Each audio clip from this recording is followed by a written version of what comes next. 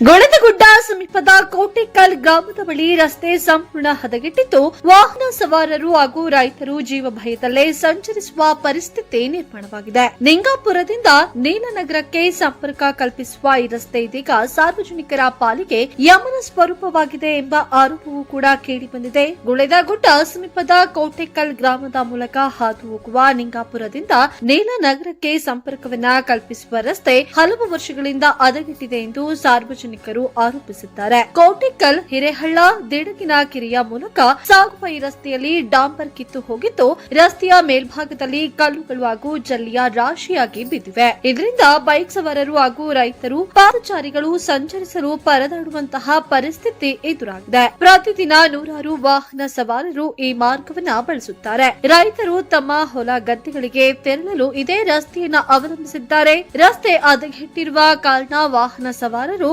ಅಪಾಯವನ್ನ ಎದುರಿಸುತ್ತಿದ್ದಾರೆ ಎಂದು ಸ್ಥಳೀಯರು ತಿಳಿಸಿದ್ದಾರೆ. ರಸ್ತೆ ನಿರ್ಮಾಣವಾಗಿ ಹೆಚ್ಚು ವರ್ಷಗಳಾಗುವ ಮುನ್ನವೇ ಡಾಂಬರು ಕಿತ್ತು ಹೋಗಿರುವುದು ಕಳಪೆ ಕಾಮಗಾರಿಯ ಅನುಮಾನವನ್ನ ಮೂಡಿಸಿದೆ ಎಂದು ಸಾರ್ವಜನಿಕರು ಆರೋಪಿಸಿದ್ದಾರೆ. ಈ ಕುರಿತು ಸಂಬಂಧಪಟ್ಟ ಇಲಾಖೆಯ ಅಧಿಕಾರಿಗಳು ಸ್ಥಳಕ್ಕೆ ಭೇಟಿ ನೀಡಿ ಪರಿಶೀಲನೆಯನ್ನ ನಡೆಸಬೇಕು ಎಂದು ಒತ್ತಾಯಿಸಿದ್ದಾರೆ. ರಸ್ತೆಯ ಸ್ಥಿತಿಯನ್ನ ಪರಿಶೀಲಿಸಿ ಅಗತ್ಯ ದುರಸ್ತಿ ಕಾಮಗಾರಿಯನ್ನ ಕೈಗೊಂಡು ಸಾರ್ವಜನಿಕರ ಸಂಚಾರಕ್ಕೆ ಅನುಕೂಲವನ್ನ ಕಲ್ಪಿಸಬೇಕು. ಜೊತೆಗೆ ರಸ್ತೆ ಕಾಮಗಾರಿಯ ಗುಣಮಟ್ಟದ ಬಗ್ಗೆಯೂ ಕೂಡ ಸಂಬಂಧಪಟ್ಟ ಅಧಿಕಾರಿಗಳು ಪರಿಶೀಲನೆಯನ್ನು ನಡೆಸಬೇಕು ಎಂಬುದು ಸ್ಥಳೀಯರ ಆಗ್ರಹವಾಗಿದೆ. ಕೋಟೆಕಲ್ ಗ್ರಾಮದ ಈ ರಸ್ತೆ ಸಮಸ್ಯೆಗೆ ಸಂಬಂಧಪಟ್ಟ ಇಲಾಖೆಯ ಅಧಿಕಾರಿಗಳು ಶೀಘ್ರ ಕ್ರಮವನ್ನ ಕೈಗೊಳ್ಳಬೇಕಿದೆ. ರಸ್ತೆ ದುರಸ್ತಿ ಆಗಬೇಕೆಂದು ನೀವು ಭಾವಿಸಿದರೆ ಈ ಸುದ್ದಿಯನ್ನು ಸಂಬಂಧಪಟ್ಟ ಅಧಿಕಾರಿಗಳ ಗಮನಕ್ಕೆ ತಲುಪಿಸಿ.